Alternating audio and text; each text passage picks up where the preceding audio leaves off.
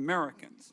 In your written response to committee questions, you wrote, and I quote, "Warrants should generally be required before an agency undertakes a U.S. person query of Section 702.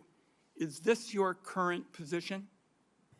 Yes, it is, Senator. And as you'll note in that written response, I noted some exigent circumstances with which there may be other options. But I also want to make a note that a simple warrant requirement is ultimately going to be a policy decision that all of you will make.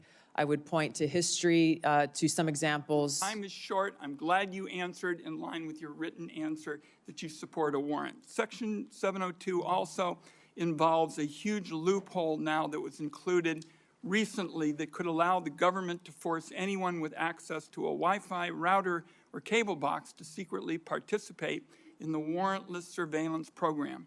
Do you support, as I do, eliminating this language? Senator, I would have to look more into that and assess, if confirmed, what the impacts of the implementation of the existing safeguards are and come back to you in Congress as you look at reauthorization. It is a massive loophole, and I hope to hear after you've looked at it that you'll be supportive of my efforts. Let me turn now to the question of the Inspector General situation. Can the President of the United States refuse to fund the Inspector General for the intelligence community despite appropriations from Congress? And here I'd like a yes or no. Senator, I don't know about the legal authorities, but I understand the essential role that the inspectors general play. And if confirmed, look forward to empowering our Inspector General to fulfill their responsibility. Good, because Congress either has the power of the purse or it doesn't.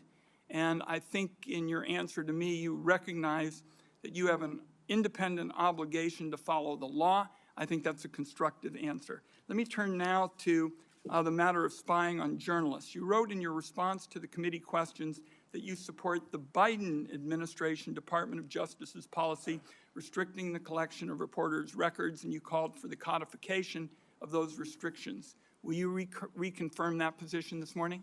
I believe strongly in the First Amendment, which protects a free press. So you will, in effect, say that you will continue to support the Biden administration policy to protect journalists? I'm not familiar with the specific Biden administration policy, but I believe strongly in the defense of the First Amendment. It is a policy that restricts the collection of reporters' records, and you have called for the codification of those records, so I am going to accept that you're not changing your position, and I appreciate it. I've got time, I think, for one more question. While you were in Congress, you introduced legislation prohibiting the government from mandating